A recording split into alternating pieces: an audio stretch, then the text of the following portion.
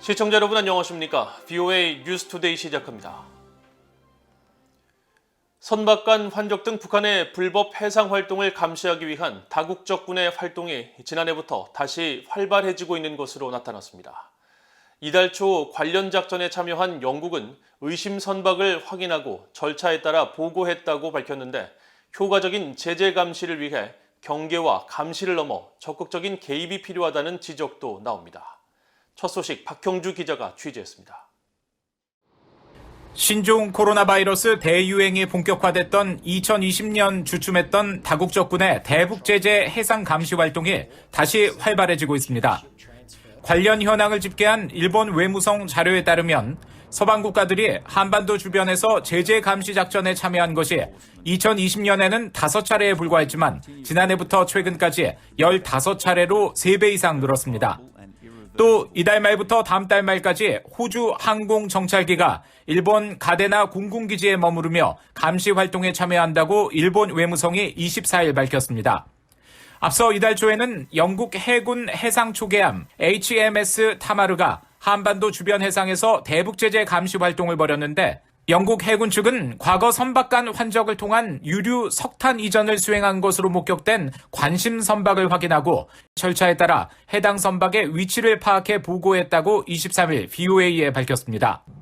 네온 작전이라는 이름으로 UN 대북 제재 위반 감시 활동에 참여하고 있는 캐나다는 VOA에 북한의 제재 회피 방식이 교묘하고 빠르게 진화하고 있다고 지적하며 캐나다는 인도태평양 지역의 안보를 강화하기 위한 국제적, 지역적 노력을 계속 지원하고 있다고 강조했습니다.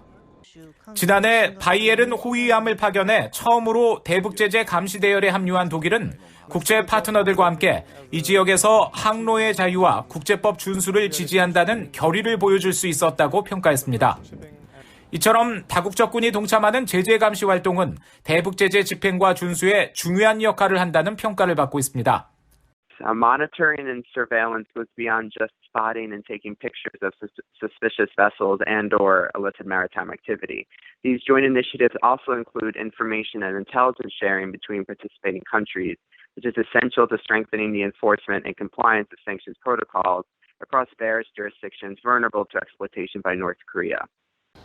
하지만 더 효과적인 제재 회피 억지를 위해서는 경계와 감시 활동을 넘어 해당 선박에 대한 개입과 차단 등 적극적인 조치가 필요하다는 지적도 있습니다. If monitoring and watching and reporting is insufficient in reducing the flow of illicit transfers, then one has to consider or at least talk about going to the next level, which would be interdiction and disruption upon the high seas. 워츠 전 위원은 유엔 안보리 등이 논의를 통해 제재 위반 선박에 대한 개입과 차단을 위한 합리적인 수준의 근거와 기준을 제공할 필요가 있다고 강조했습니다. 한편 영국 국방부 측은 관련 해상 감시 활동이 더욱 강화돼야 한다는 이 같은 지적에 대해 군을 투입한 이런 접근 방식은 외교와 정치적 문제를 지원하는 결과를 얻기 위한 것이라고 밝혔습니다. VOA 뉴스 박형주입니다. 러시아가 우크라이나에 대한 군사 공격을 전면 개시하자 미국 의회 공화당 의원들은 한 목소리로 북한과 같은 적국들도 주목하고 있다며 미국의 단호한 대응을 촉구했습니다.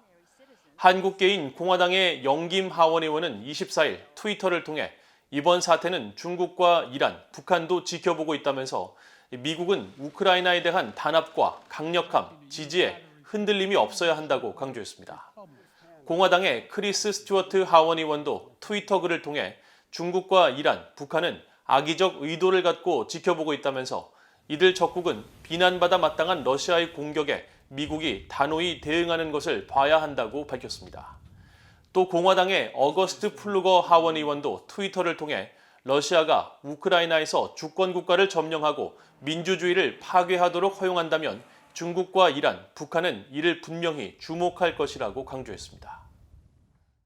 미국과 일본, 호주 공군이 참여한 연합공중훈련이 북한 등의 위협에 대처하기 위한 것이라고 밝혔던 미국 군 당국이 콤노스 훈련이 성공적으로 끝났다고 평가했습니다.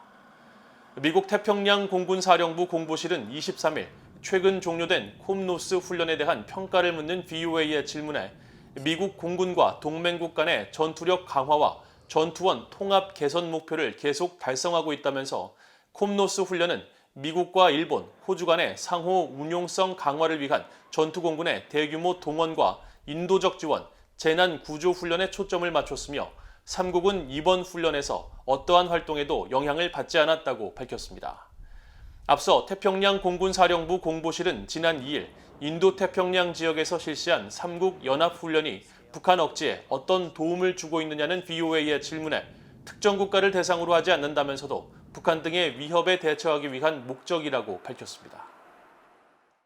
올해도 북한 인권 결의안을 제출할 것이라고 밝힌 유럽연합이 초안에 들어갈 내용의 핵심적인 사안들을 VOA에 공개했습니다. 이번 결의안도 북한의 인권 유린 상황과 책임 규명에 집중할 것이고 북한 인권 개선은 유럽연합의 우선순위 가운데 하나라면서 북한 인권 결의안에 대한 국제사회의 폭넓은 지지를 촉구했는데 3년 연속 공동제안국에 참여하지 않은 한국이 이번에는 어떤 입장을 보일지 관심입니다. 안소영 기자가 보도합니다.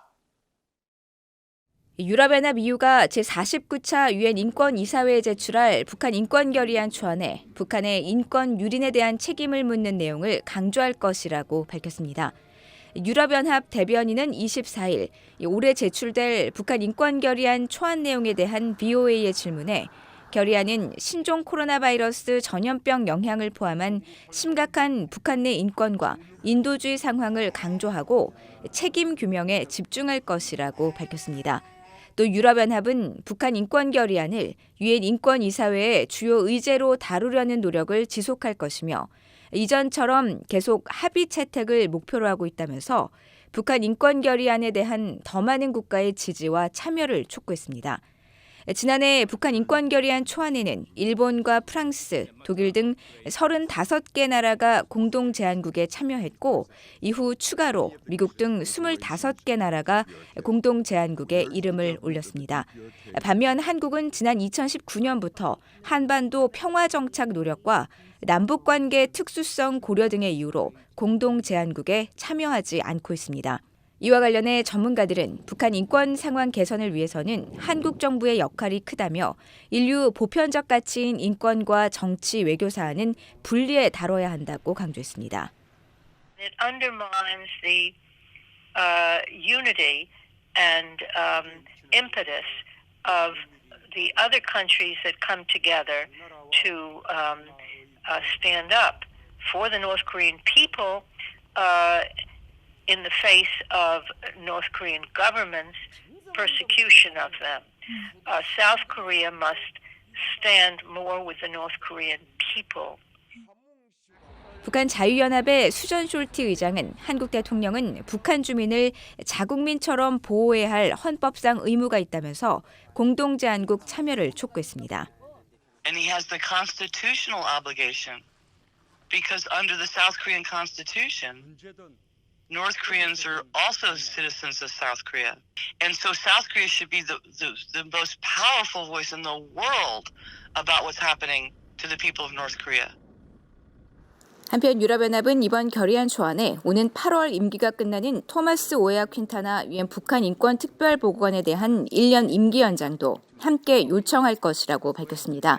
올해 유엔 인권이사회 제출 보고서 작성 자료 수집차 한국을 방문했던 토마스 오에아 퀸타나 유엔 북한 인권 특별보고관은 기자회견을 통해 한국의 유엔 북한 인권 결의안 공동제안국 불참은 북한에 잘못된 메시지를 줄 수 있다고 지적하며 참여할 것을 권고했었다고 밝혔습니다. 제49차 유엔 인권이사회 회의는 오는 28일 스위스 제네바 유엔 본부에서 개막해 4월 1일까지 진행됩니다. VOA 뉴스 안소영입니다. 유엔이 안보리 대북제재위원회와 유관 회원국들이 대북 송금 거래 중단 문제에 대한 특별 해법을 논의 중이라고 밝혔습니다. 유엔 인도주의 업무조정국 대변인은 24일 관련 사안에 대한 VOA의 질문에 대북 인도주의적 금융기재, 즉 은행 경로는 2017년부터 작동되지 않고 있다면서 신종 코로나 바이러스 방역 조치로 실시한 북한 당국의 국경 봉쇄 이후 문제를 완화할 수 없었다고 설명했습니다. 그러면서 국제유언이 없는 상황에서 북한 내부에서 계속 유엔의 지출이 발생하고 있어 은행 경로는 인도주의적 활동의 주요 장애라고 지적했습니다. 한편 익명을 요구한 비정부기구 관계자는 최근 VOA에 대북 인도주의 지원 활동의 가장 큰 걸림돌은 은행 경로 부재라면서 자신의 단체는 북한 내부에서 현금이 많이 필요하지 않아 큰 영향을 받지 않고 있지만 유엔 등 큰 단체들은 송금 문제가 매우 중요해 현재 대북 송금 경로가 없는 것은 사업 진행에 상당한 문제와 비효율성을 야기했다고 말했습니다. 북한의 자유지수가 올해도 전 세계 최하위권으로 북한 주민들의 정치적 권리와 표현, 신념의 자유 등이 거의 없는 것으로 나타났다고 국제인권단체가 지적했습니다. 미국 워싱턴에 본부를 둔 국제인권단체 프리덤 하우스는 24일 발표한 2022 세계 자유보고서에서 북한의 자유지수가 100점 만점에 3점을 받아 최하위권에 머물렀다고 밝혔습니다. 전체 조사 대상국 210개 국가 가운데 북한보다 점수가 낮은 나라는 1점을 받은 시리아와 티벳, 남수단을 비롯해 2점을 받은 투르크메니스탄뿐이며 북한은 선거와 다원주의, 정치 참여, 정부 기능 등을 평가한 정치적 권리에서는 0점을 기록했고 표현과 신념의 자유, 법과 제도의 자유와 권리를 평가하는 시민적 권리에서는 3점을 받는 데 그쳐 자유가 크게 탄압받는 최악의 국가로 분류됐습니다. 프리덤 하우스는 1973년부터 49년째 전 세계의 정치와 시민적 자유 실태를 조사해 이를 수치로 환산한 연례 보고서를 발표하고 있으며 북한은 지난해 같은 조사에서도 신종 코로나 바이러스 확산 방지를 핑계로 자국민에게 사살 명령을 내리고 국경을 봉쇄하는 등 자유를 극단적으로 억압하고 있다는 평가를 받으면서 100점 만점 중 3점을 받는 데 그쳐 최하위권에 머물렀습니다.